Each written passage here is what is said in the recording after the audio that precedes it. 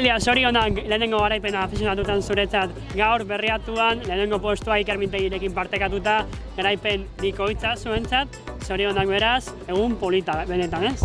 Bai, irabaztea beti da polita, nire lehenengo aldia izan da afizionatu mailan, eta gaina Ikerrekin eskutik eman da izana oso berezia da. Zen moduzko lasterketa izan da, ikusi dugu nirelako mugimenduak, eroriko asko, batez ere Ondarroa eta Lekeitioko errepidean, baina dena dela, sendo mantendu zeate, behin iesaldia eginda, eta hortik aurrea, eliminazio froga bat izan da. Hoi da, esatezun bezala, eliminazio froga bat izan da.